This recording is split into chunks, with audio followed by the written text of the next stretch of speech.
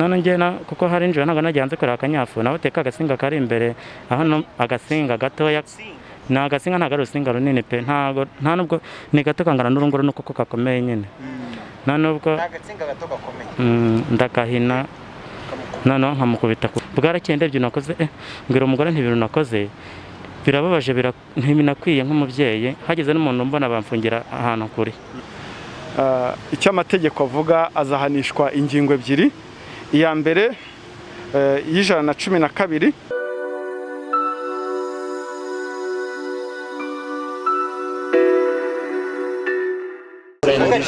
mu karere ka Ngororero umurenge wa Gatumba. Ndazira icyaha nakoreye umwana wanjye, nari nzi ko ndimo kumuhana ariko hagati aho nza gusanga narakoze bidakwiye, ari mu gitondo naraye mukubise ari nijoro ntashye, nje nsanga ibintu nakoze nanjye ntago bikwiye, ndigaya numva binteye isoni n'ipfunwe, ubwo njya kumuvuza. Nyuma rero mu kuva kumuvuza niko bantangiye amakuru yuko nahoteye umwana, banjyana kuri sitasiyo ya polisi. Ko nabigenje mukasi bundi yamundigeraga ubufuti bwa hato na hato, hamubwira ati njyewe niba wirirwanye n'umwana njye nagiye gushakisha, ugomba kumuhana, njyewe nta kivu ugomba kubimbwiraho kuko umukubise none natuvugana ntabwo yamenye icyo azize pe. Noneho yarambwiye ko ngo bagiye guhinga yangiriza abaturanyi, ibyo sinabyita yabimbwiye kare, ndavana ntukajye ibyo bimbwira nta gihe biba bimaze. Noneho icyo gihe ntabwo nakoze njya ku muhanda, noneho nari kumwe na bagenzi nyine tunywa agacupa nyine twanyweye bigage bihiye. Noneho naratashye mu rugo, icyo gihe umugore naratashye nimugoroba nijoro, njya mu rugo umugore araratira arya n'abana bicaye mu rugo, undi mwana w'uwo mugore nawe ndera, ubwo arongera ndigera amakosa ye, ndabona ibyo byarangira nuko mba kubimbwira. Noneho twicaye turimo kurya, ngiye kandi mbona umwana yitumyeho yicaye kandi asanzwe azi kuva ko ajya kuri tuwarete. Nawe se umwana we ko twari twicaye hano twese, kuki utambwiye ngo ujyane hanze cyangwa se nta mwanya mbajyane hanze?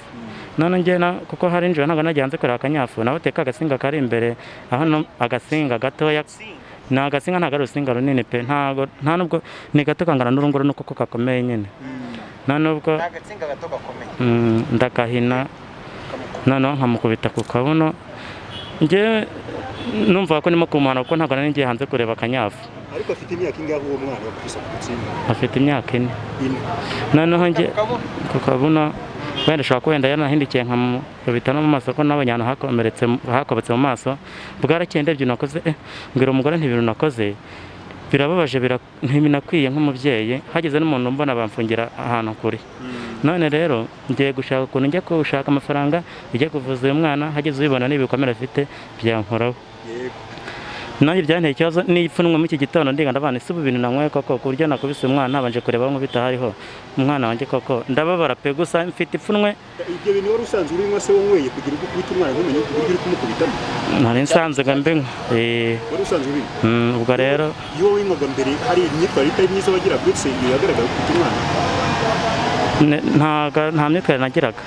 Hanyuma hari uruhare ibyo wabwiwe na mukase wuriya mwana byaba byaragize mu mujinya wagize kwa gukubita umwana wawe? Navuga ko urimo ko yari yaremondegeye nka 3 ku munsi, nambwa n'ibyo ntabwo ari ibintu ukwiye kumbwira niba ufite responsibility kubana mwamwirirwanye. Ubwo rero umwana yari aho ngaho fata akanyafu, sinzi njyewe ubundi byita akanyafu ariko nyine naje gusanga ari urusinga namukubise niko rwamukobeye aho namukubise. Ubwo rero nabonye ibyo nakoze atari byiza, nubwo nafashe umwanzuro wo kujya kumuvuza, bamfashe imiti nayibonye yatangiye no kuyinywa. Ubwo rero hagati aho nanjye ubwanjye uko mpagaze aha binteye ipfunwe nakoze, nta n'umuntu ukwiye kubikora.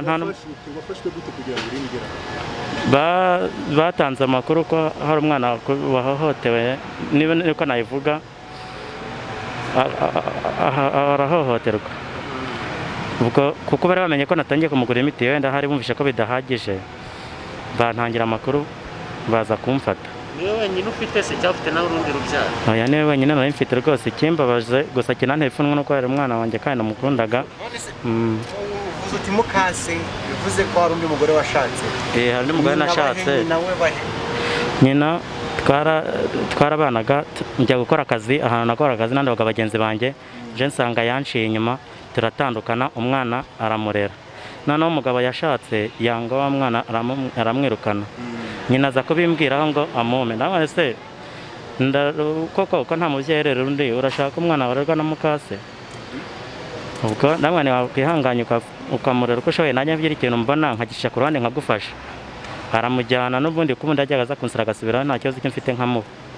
Nyuma yaho rero umugabo w'uwo mugore yaramwanze, ubwo bakajya baza mu rugo kenshi kumunzanira, bigezeho bafata umugore akavuga ati umugabo nayangira umwana nzamwirukana. Bigezeho bafata umwanzuro, umugabo yazindutse mu gitondo saa 10 amuzana mu rugo iwanjye, yarakomanze ndebye nsangana umwana azanye iki gitondo n'utwenda twe. Ni uwo mwana wenyine mwari mwarabyaranye kugira ngo baguce inyuma niwe? Ni uwo nani namushatse nafite umwana. Amakuru yakuraho yuko yaguciye inyuma kugira ngo ufate umwanzuro wo kumusezerera? Njyeweho ntago nafashe umwanzuro wo kumusezerera, ahubwo njye nageze muri quartier bambwira ko umugore wanjye yanciye inyuma, none ntamenye ko naje yanga ko ninjira mu rugo ko umugabo babanaga mu rugo rwanjye, aho baje nyine kwicumba aho nari njombetse, imyenda ye yari iri mu rugo rwanjye nyine, ari na harara ari naho ibikoresho bye biri, ndetse yarari mu rugo. Usibye ubu ngubu wanyweye ikigage ukamukubita kugeza aho namubonye ukikanga, usanzwe ariko n'ubundi umucisha akanyafu katagiraga ibyo batwara. Nyine hari ukuntu umwana ashobora gukosa ukamukubita akanyafu ukamubwira ati ntuzongere, ariko ibintu byambayeho ntago byari bisanzwe, bwa mbere byari bimbayeho, ni nabo hari navuga nakoze ibintu bibabaje nk'ibyo. Hagati y'ababyeyi ntayifunwe, ndasaba imbabazi kuko mbabariwe ntago nabyongera. N'ababyeyi nkanjye baba baramutse basomye agacupa bakabaregera umwana wabo ko yakosheje, bajye birinda kumuhana, wenda bamuhane bukeye byamushizemo, kuko ngiye ubwanjye nubwo ngiye kubihanirwa pe ngafungwa, ariko mfite igisabo ku mutima, hagati aho nkasaba imbabazi. Nagitewe no ko rwose nikubita umwana nzi ngo ndamuhana nkasanga narengereye. Ubwo rero ndasaba imbabazi abanyarwanda bose muri rusange, n'umwana njye nakora ndakeka nzamusaba imbabazi nimbasha kubona umwanya wo kumusaba imbabazi. Maze iminsi 3 mfunzwe. Murakoze cyane. Uyu mugabo witwa Mushimimana Samuel akurikiranyweho guhoza umwana ku nkeke no kumuha ibihano by'indengakamere ndetse n'iyicarubozo. Yaramukubise aramubabaza cyane, bamuca amuziza tumwe amafuti y'abana, amakosa abana bakora. Hanyuma amubika iminsi 2 mu nzu amuhishe, kuko umwana yari arembye, ngira ngo nawe yagize ubwoba bw'ibyo yakoze, akajya ajya kumugurira imiti. Hanyuma kubw'ubufatanye n'abaturage tuza kubimenya, hanyuma arafatwa ashyikirizwa, ubu ngubu akaba ari gukorerwa dosiye, akaba afungiye Rusororo. Dosiye ye ikaba igiye koherezwa mu bushinjacyaha. Yafatiwe Murenge wa Rusororo muri Bisenga, akagari ka Bisenga. Icyo amategeko avuga azahanishwa ingingo ebyiri. Iya mbere y'112 iyicarubozo, aho we yakubise umwana, yamuhaye ibihano, aramukubita amuryoza amakosa yakoze, ariko ibihano byose bibabaza umubiri ntabwo byemewe. Icyaha nk'ibi turabihuza n'akavuga kamaze iminsi gacicikana ko umugore ukubita umwana nawe ku buryo bukabije, bimaze kugaragara cyangwa se biri ku ruhe rwego mu gihugu? Ako kavideo ntacyo ndi bukavugeho kuko sinzi niba ari n'ak'i Rwanda. Twavuga ko guhana abana byari byakabya, ariko ni ibintu tubona ababyeyi bagenda bateshuka ku nshingano nk'uyu nguyu mwabonye, ari nayo tubwira ko ibintu byo guhana ibihano bibabaza umubiri ku mwana azajya abihanirwa. N'ikindi tutavuze, uyu mugabo afite n'umugore we bafatanyije icyo cyaha, kukiranwaho icyaha nk'iki cy'ubufatanyacyaha, kuko ni inshingano za buri munyarwanda, ari nabwo butumwa dutanga ko nta muntu wakagombye guhishira icyaha cy'ubugome. Dufite inshingano nk'abanyarwanda kudahishira icyaha cy'ubugome.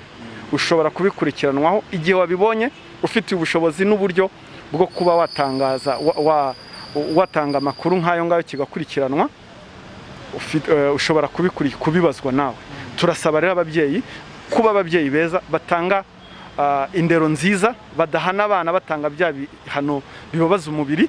hari ibihano byemewe ko umwana bamuhana atari ibintu bibabaza umubiri ndetse atari n'ibihano bibabaje bihohotera umwana bimubuza uburenganzira bwe. Nimba numva neza inkiko ziramutse zifashe imyanzuro yo guhana abo bombi mukase ndetse na se, umwana leta iramufasha iki kugira ngo arerwe mu muryango nk'uburenganzira umwana asabwa ahabwa? Ibyo leta gufasha umwana ni leta n'ubundi bifitemo inshingano, ubwo inzego zibishinzwe zizafatanya zirebe ikibereye umwana byose ikiri mu nyungu z'umwana. Baramutse rero babihamijwe n'urukiko hanishwa igihano hagati y'imyaka 20 na 25, ndetse niba biriya bintu biriya bikorwa yakorewe umwana biramutse bimuviriyemo ubumuga, igihano gishobora no kugera kuri burundu. Ubu umwana ari kwitabwaho mu Isange One Stop Center kugira ngo afashwe avurwe. Ibyo nabyo ni ibintu ni icyaha turacyari mu iperereza, ndetse niba ngombwa azanapimishwa turebe niba nta nibwo ibyo biyobyabwenge niba atabifite mu maraso ye, icyo nacyo cyakongerwaho nk'icyaha cyo gukoresha ibiyobyabwenge. Uwo mwana wahohotewe ni umwana w'umukobwa afite imyaka 4. Murakoze cyane.